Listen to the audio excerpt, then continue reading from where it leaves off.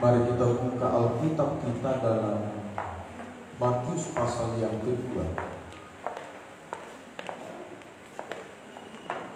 Matius pasal yang kedua, ayat yang pertama sampai ayat yang ke-12. Matius pasal 2 ayat pertama sampai ayat yang ke-12. Saya baca firman Tuhan ini. Orang-orang Majus dari timur sesudah Yesus dilahirkan di Betlehem di tanah Yudea pada zaman Raja Herodes, datanglah orang-orang Majus dari timur ke Yerusalem dan bertanya-tanya, di manakah dia raja orang Yahudi yang baru dilahirkan itu? Kami telah melihat bintangnya di timur dan kami datang untuk menyembah dia. Ketika Raja Herodes mendengar hal itu, terkejutlah ia beserta seluruh Yerusalem. Maka dikumpulkannya semua imam kepala dan ahli Taurat bangsa Yahudi. Lalu dimintanya keterangan dari mereka di mana Mesias akan dilahirkan. Mereka berkata kepadanya, di Betlehem di tanah Yudea, karena demikianlah ada tertulis dalam kitab Nabi. Dan engkau Betlehem tanah Yehuda, engkau sekali-sekali bukanlah yang terkecil di antara mereka yang memerintah Yehuda, karena daripadamu lah akan bangkit seorang pemimpin yang akan menggembalakan umatku Israel. Lalu dengan diam-diam Herodes memanggil orang-orang Majus itu dan dengan teliti bertanya kepada mereka bila mana bintang itu nampak. Kemudian ia menyuruh mereka ke Betlehem, katanya, pergi dan selidikilah dengan seksama hal-hal mengenai anak itu, dan segera sesudah kamu menemukan dia, kabarkanlah kepadaku supaya aku pun datang menyembah dia. Setelah mendengar kata-kata raja itu, berangkatlah mereka. Dan lihatlah bintang yang mereka lihat di timur itu mendahului mereka hingga tiba dan berhenti di atas tempat di mana anak itu berada.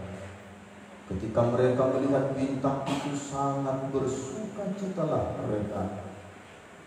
Maka masuklah mereka ke dalam rumah itu dan melihat anak itu bersama Maria ibunya, lalu sujud menyembah dia. Mereka pun membuka tempat harta bendanya dan mempersembahkan persembahan kepadanya, yaitu emas, kemenyan, dan mur.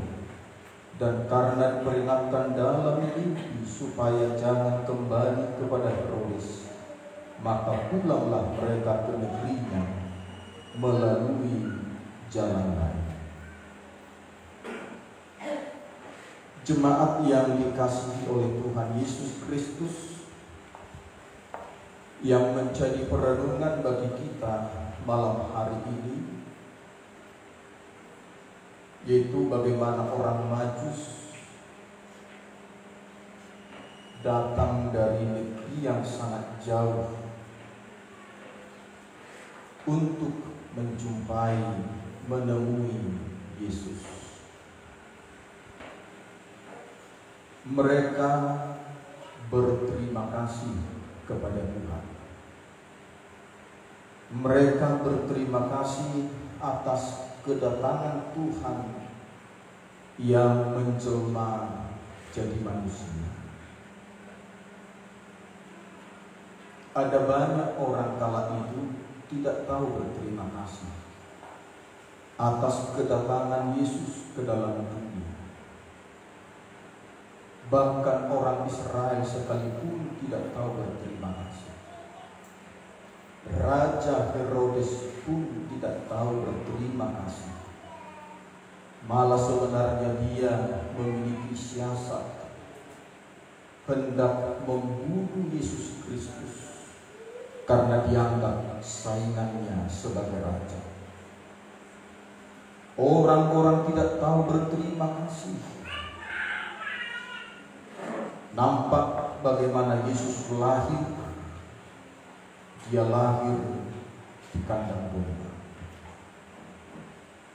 Tetapi ada orang-orang yang dari negeri yang sangat jauh, tetapi mereka sangat berterima kasih atas kelahiran Yesus Kristus, kedatangan Tuhan ke dalam dunia menjadi manusia. Mereka penuh dengan rasa terima kasih. Ini menjadi perenungan kita seluruh jemaat terkasih, supaya kita diingatkan oleh Tuhan hari-hari ini untuk tahu berterima kasih. Tahu berterima kasih.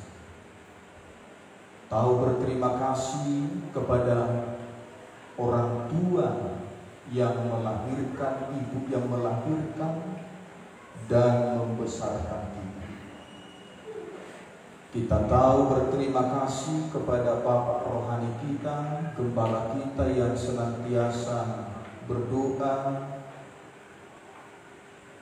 menyampaikan firman Tuhan, mengingatkan akan jemaat untuk lebih dekat kepada Tuhan.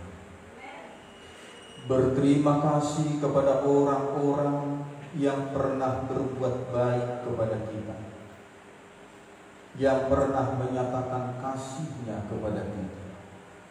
Jangan pernah kita lupakan itu. Jangan jemaat berpikir orang yang tidak tahu berterima kasih itu bukan dosa. Orang yang tidak tahu berterima kasih itu adalah salah satu dosa yang sangat berbahaya. Sejenak saya baca 2 Timotius pasal 3. Bagaimana di akhir zaman, di kedatangan Tuhan yang kedua kali, diingatkan kita tentang salah satu dosa ini. 2 Timotius 3 ayat 1 dan 2. Ketahuilah bahwa pada hari-hari terakhir akan datang masa yang sukar. Manusia akan mencintai dirinya sendiri dan menjadi hamba uang. Mereka akan membual dan menyombongkan diri. Mereka akan menjadi penfitnah. Mereka akan berontak terhadap orang tua dan tidak tahu berterima kasih, tidak memperdulikan agama. Salah satu dosa manusia akhir zaman, tidak tahu berterima kasih. Sudah ditolong, sudah didoakan, sudah banyak mengalami kebaikan, tapi tidak tahu berterima kasih. Untuk itu jemaat terkasih, mari kita renungkan kebenaran firman Tuhan ini. Tahu berterima kasih.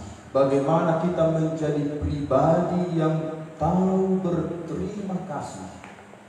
Apakah itu kepada orang tua, kepada orang yang pernah berbuat baik kepada kita, pernah menolong kita, terlebih-lebih kepada Tuhan yang sampai hari ini kita masih diberi kesehatan, panjang umur, kita masih bisa makan dan minum, dan yang lain-lain. Berterima kasih, dua kata yang sederhana tapi punya makna yang luar biasa.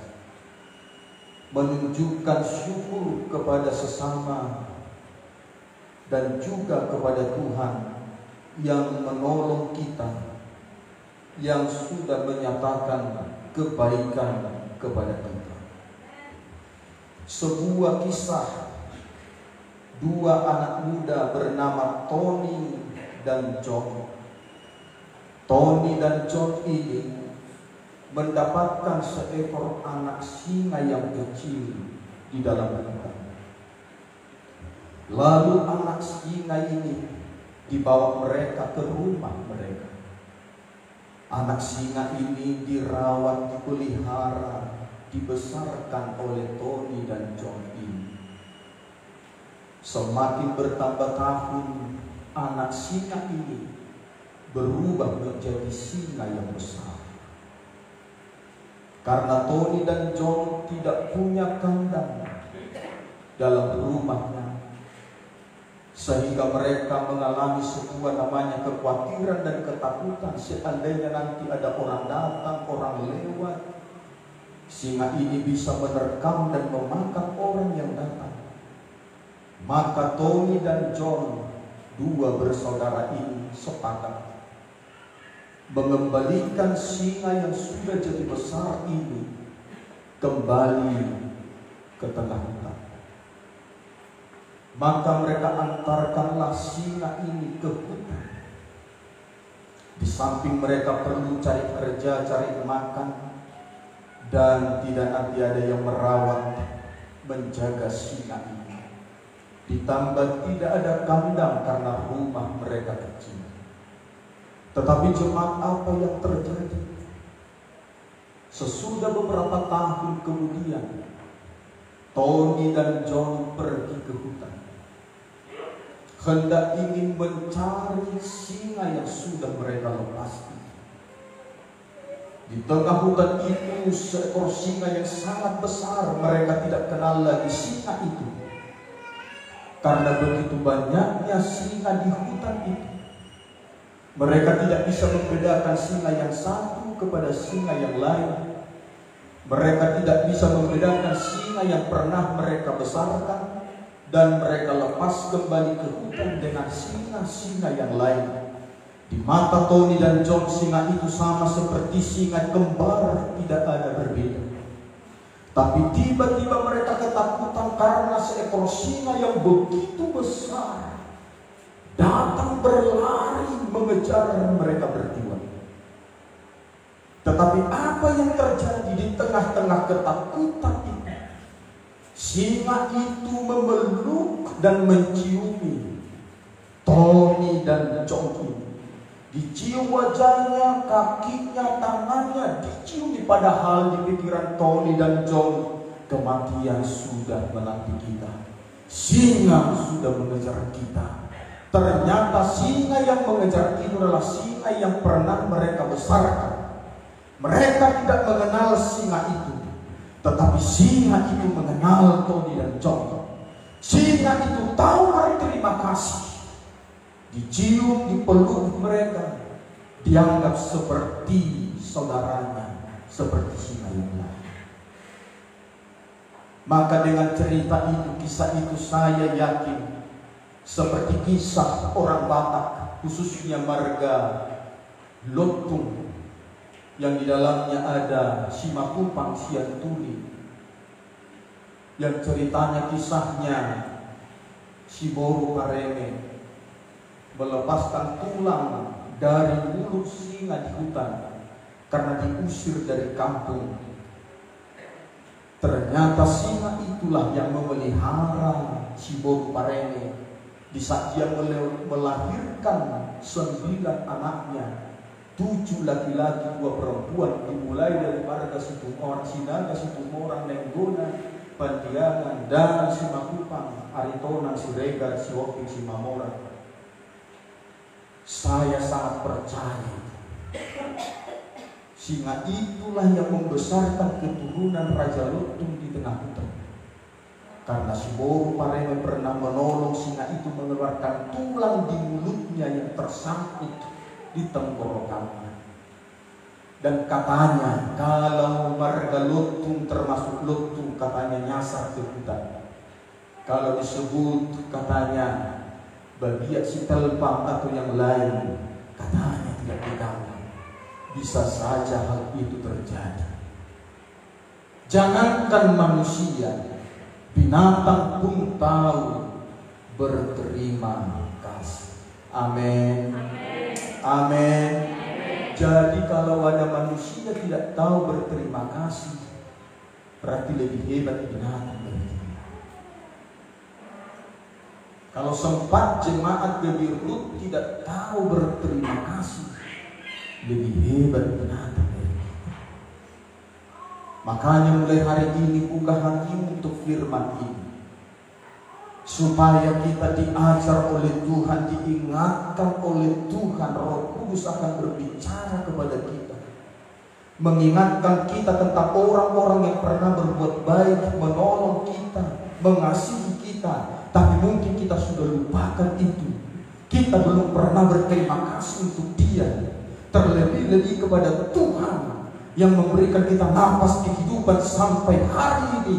Kita mungkin menyadari karena kekuatan kehebatan kita tidak sadari itu karena berkat kebaikan Tuhan. Mari jemaat Tuhan, buka hati. Saya juga baru berpesta di aula Katolik. Pesta itu saya sangat berbahagia dan bersuka cita. Yang awalnya seperti kurang sejahtera saya, yang awalnya seperti kurang sukacita, saya gimana nanti pesta itu. Tapi firman ini mengingatkan saya tentang tahu berterima kasih, membuat saya sangat berbahagia di pesta itu, sangat bersuka cita. Kemarin di pesta hari Rabu di aula Katolik Pasar 9. Karena apa? Tuhan mengingatkan saya bahwa udaku yang mengawinkan borunya yang menjadi itok saya, pernah bapakku almarhum bertahun-tahun tinggal di rumahnya, tidur di rumahnya. Aku sudah hampir lupa itu karena bapakku sudah berpuluh-puluh tahun meninggal. Sebelum meninggal pun sudah bertahun-tahun kejadian itu. Tapi Tuhan ingatkan saya, bapakmu dulu pernah di rumah udaku ini. Oh Tuhan, saya sangat berbahagia. Makanya ku undang Marga Siang Turi, Boru Siang Turi, supaya ramai kami di pesta itu kemarin. Karena apa? Saya sadar, saya harus tahu berterima kasih. Amin. Mari kita lihat tentang orang Majus ini. Orang Majus ini tahu berterima kasih.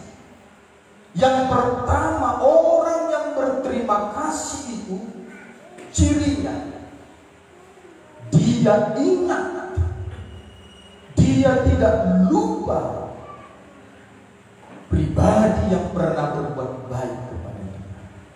Itu yang pertama.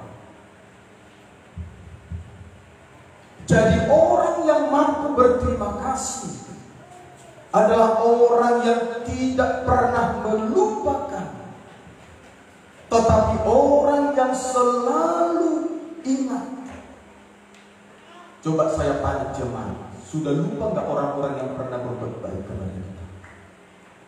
Kalau kita pernah lupa orang-orang yang berbuat baik kepada kita, berarti kita tidak tahu berterima kasih. Minimal kau doakan dia. Mungkin secara materi atau yang lain kita belum bisa berbuat. Minimal kita ingat. Minimal kita tidak lupakan dia. Nah, orang-orang Majus ini ternyata meneliti kitab suci. Orang-orang Majus ini ternyata belajar firman Tuhan.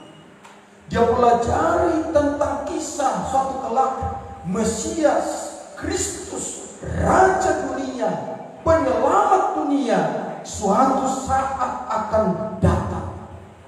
Mereka belajar firman Tuhan, mereka belajar kitab suci, lalu mereka ingat bahwa nanti kedatangannya itu ada satu bintang.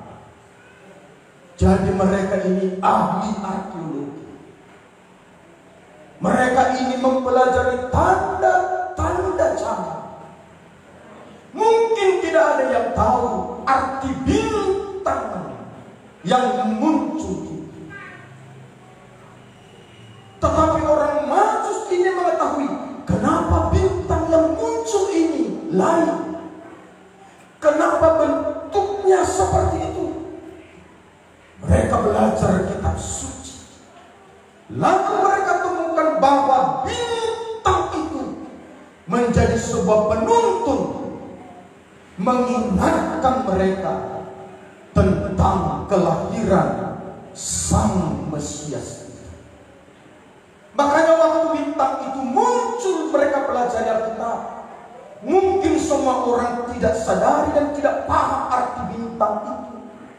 Tidak tahu, tetapi orang-orang Majus tahu tentang arti bintang itu. Karena betul-betul mereka paham. Jadi kalau seseorang sudah paham tentang sesuatu, tahu. Coba kalau kita contohnya sudah tahu, contohnya tentang motor yang kita bawa. Seperti apapun keadaan motor itu bisa kita rasakan. Ada sesuatu gak enak.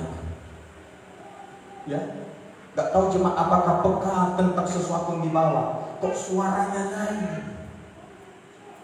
Jangan-jangan yang pertama olinya sudah kadaluarsa. Hati-hati. Kalau kita oli terlalu lama suara itu, kalau kita mengerti suaranya bisa naik. Kok lain? Sama seperti sepeda motor si Mario kemarin, lain suaranya. Ya, saya kaget pas saya persiapkan kok. Ada apa itu? Suara sepeda motor siapa itu gak dimati-mati? Lain. Itu terasa itu. Beda dari suara yang sebelumnya. Orang kalau ngerti pasti ada sesuatu yang salah. Kalau tahu tentang sepeda motor, ahlinya Pak Henok lah. Dia jauh lebih ahli dari kita semua. Tahu dia. Makanya kalau jemaah mau beli sepeda motor, jangan sembarang beli. Panggil dulu Pak Henok, ahlinya. Rasanya seperti sepeda motor itu bisa berbicara ke Pak Henok. Aku gak bagus lagi. Ya, karena beberapa sepeda motor yang Pak Henok sudah garansi bagus, itu terbukti. Tapi kalau kita seorang tak bersuaranya orang yang ahli ngerti. Jadi orang-orang Majus ini ngerti. Coba kita nggak ngerti bintang. Yang kita ngerti bintang Siburian, bintang Nababan, ya, bintang Kejora, ya, itu yang mungkin kita ngerti sedikit-sedikit. Tapi kalau bintang di sana mau muncul tak muncul pun itu, kalau kita nggak ngerti bintang, biasa bagi kita itu. Tapi kalau orang yang ngerti tentang perbintangan, lain. Kok hari ini kok lain ya? Bintang yang ini kok lain ya? Beda, cerahnya, terangnya. Kok kayak gitu? Teliti. Oh, kelahiran Sang Mesias. Jadi orang yang tahu berterima kasih, ingat pribadi. Karena Tuhan sudah pernah berfirman bahwa Dia akan mengutus seorang penolong, Raja Damai, penyelamat dunia, suatu kelak ke dalam bumi. Ahli bintang orang Majus ingat itu. Oh, Tuhan sedang datang ke dalam dunia. Jadi itu yang pertama. Jangan pernah kita lupakan orang-orang yang berbuat baik kepada kita. Tuhan sangat baik kepada manusia, kepada orang Majus, karena mereka sadari Tuhan sudah datang, penyelamat dunia sudah datang. Bintang itulah tandanya. Ingat, jangan pura-pura tidak ingat. Makanya jemaat Tuhan coba ingat kebaikan-kebaikan orang terhadap diri kita. Coba ingat. Sehingga kita nggak boleh macam-macam kepada orang itu. Itu yang pertama. Orang yang tahu berterima kasih. Yang kedua, dia bukan cuma ingat dan tahu, tapi dia datang. Dia menjumpai orang itu. Seperti orang Majus ini datang menjumpai Yesus, menemui Tuhan Yesus. Ada banyak orang tahu, ingat, tapi tak berbuat apa-apa. Ada banyak orang ingat tentang orang yang berbuat baik atas hidupnya, tapi dia tidak melakukan tindakan apa. itu tidak berterima kasih. Tetapi orang Majus ini, mereka ingat dan tahu bahwa Tuhan sedang datang ke dalam dunia. Tetapi ada tindakan yang mereka lakukan. Mereka datang, jemaat Tuhan. Mereka datang bukan seperti pasar 11 ke pasar 12. Rumah siapakah di antara jemaat yang paling jauh yang hadir malam hari? Berapa kilometer kira-kira jarak rumahmu ke rumah Tuhan? Jangan kita merasa terlalu sudah bangga dan bahagia. Tahukah jemaat orang Majus ini berminggu-minggu jalan kaki? Berminggu-minggu sampai kepada berbulan mereka jalan kaki. Kalau kita jalan kaki dari Tembung ke Jakarta berapa minggu? Siapa di sini jemaat yang jalannya sangat lincah? Pak Gembala sedikit agak lincah jalannya, agak lambat seperti bebek. Coba pernah nggak ngetes jalan kaki dari Tembung ke Jakarta? Kalau naik pesawat hanya 2 jam, naik kapal laut 2 hari 2 malam, naik bus sekitar 2 hari 2 malam. Tapi jalan kaki belum pernah kita coba. Jalan kaki belum pernah. Tetapi orang Majus ini berminggu-minggu jalan kaki. Jalannya bukan seperti pengantin. Jalannya berlari. Hanya untuk datang kepada Yesus. Sementara yang di samping rumahnya kandang domba tidak melihat Yesus lahir di samping rumah. Makanya tak heran ada orang di dekat gerejanya rumahnya satu dinding dengan tak malas ke gereja. Tak heran soal itu. Itu kenyataan. Kalau memang dasar manusianya tidak tahu berterima kasih, mau di samping gereja rumahnya bertahun-tahun belum tentu datang ke gereja. Tapi yang rumahnya jauh sekali, setianya luar biasa. Bahkan lebih dulu dia datang selalu di dalam gereja. Aduh, ini luar biasa. Ada spesialnya di mata Tuhan orang-orang seperti ini. Jadi orang Majus ini mereka tahu berterima kasih. Mereka sudah ingat, mereka sudah tahu, mereka datang. Pengorbanannya begitu besar karena Yesus Tuhan sedang datang ke dalam dunia untuk menyelamatkan aku dari dosa, untuk menebus aku dari dosa, untuk mendamaikan aku dengan Bapa di sorga. Mereka datang jalan kaki.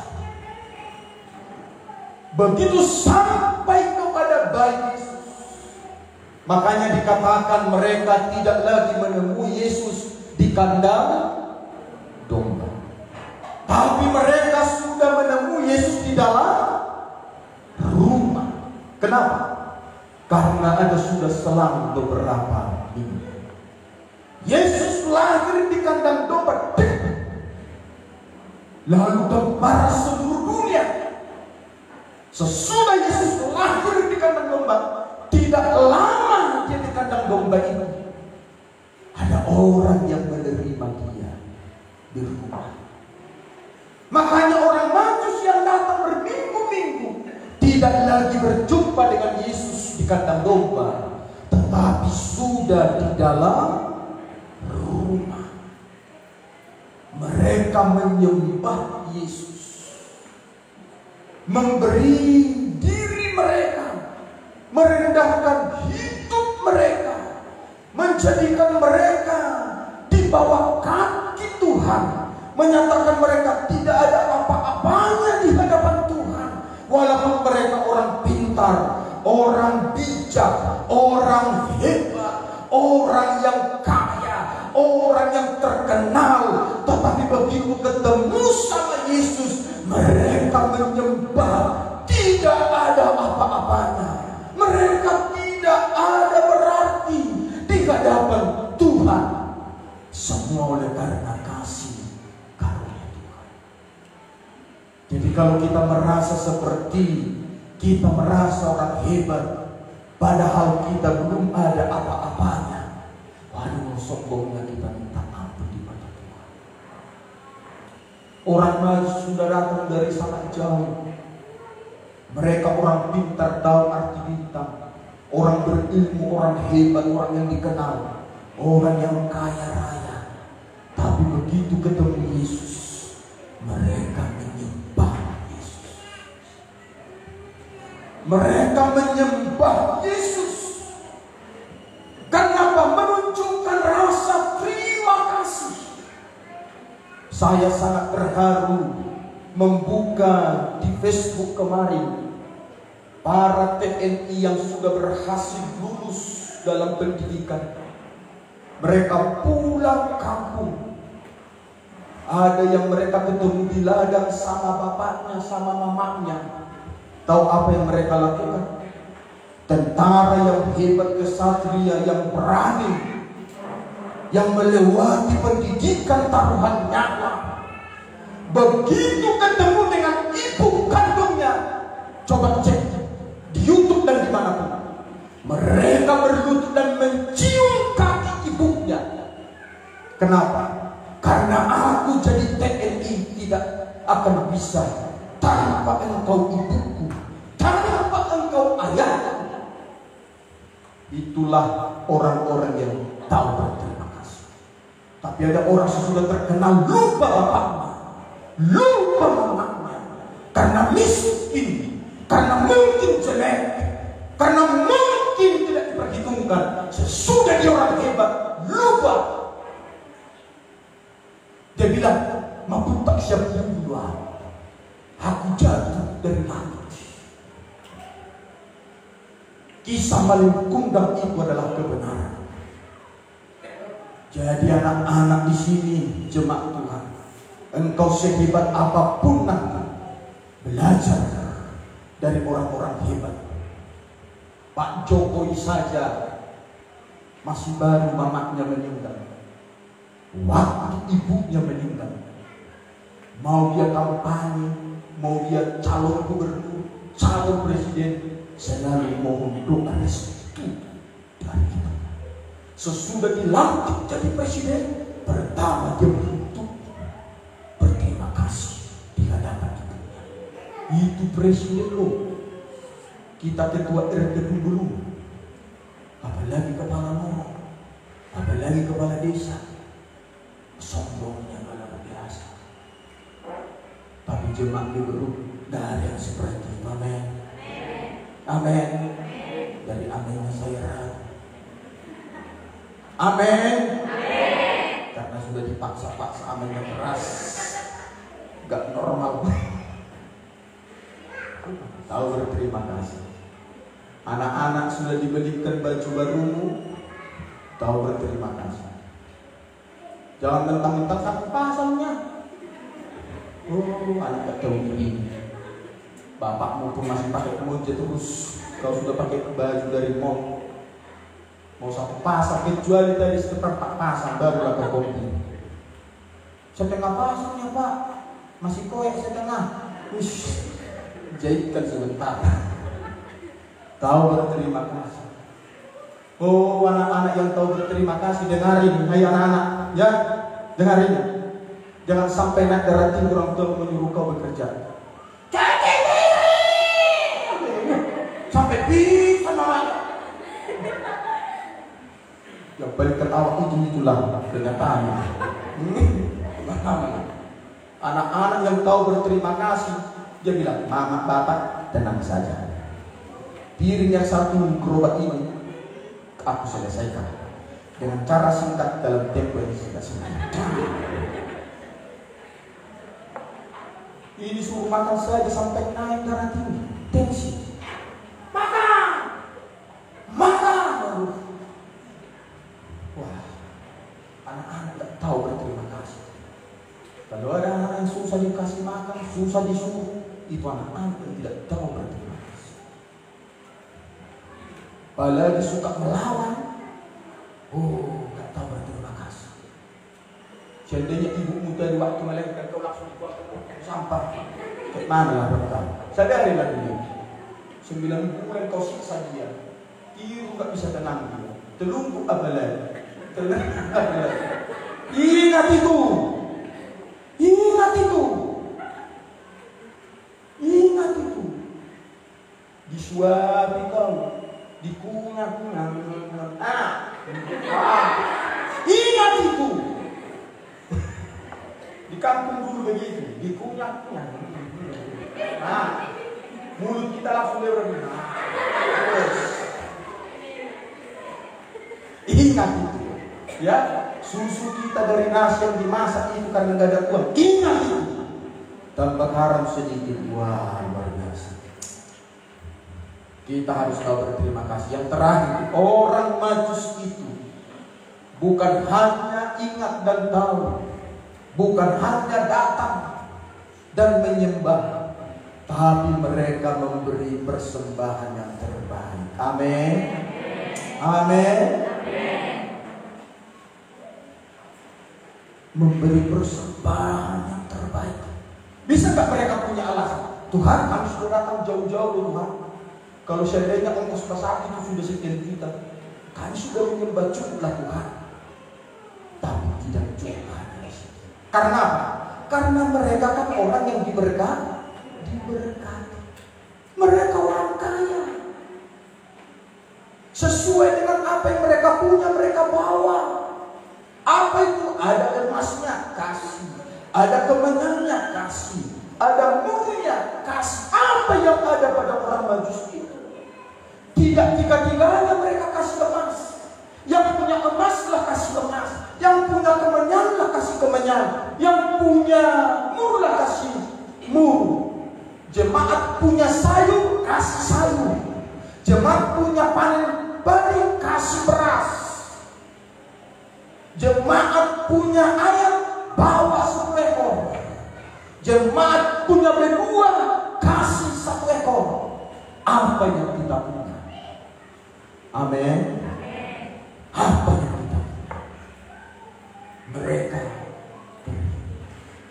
karena mereka tahu Yesus itu luar biasa bagi mereka. Penyelamat dunia, penyelamat orang Majus, penyelamat saya, dan penyelamat jemaat.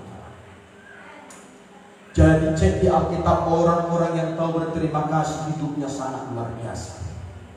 Hidupnya sangat diberkati Tuhan. Tapi perhatikan orang-orang yang tidak tahu berterima kasih. Yang pertama di Alkitab, orang yang tidak tahu berterima kasih, yaitu adalah orang-orang Israel. Orang-orang Israel sudah mengalami mujizat. Laut dibelah Tuhan, mereka jalan. Tulah 10 tulah diberikan untuk orang Mesir. Waktu mereka di padang gurun, mereka tidak ada air, diperintahkan Tuhan air mengeluarkan, batu mengeluarkan air. Mereka kelaparan, dibuka Tuhan, langit turun manna dari langit. Oh, mereka kepingin makan daging, Tuhan kirim burung puyuh. Apa enaknya mereka, luar biasa. Tapi bersusun. Orang Israel yang bersungut-sungut, yang tidak tahu berterima kasih, mati di padang gurun.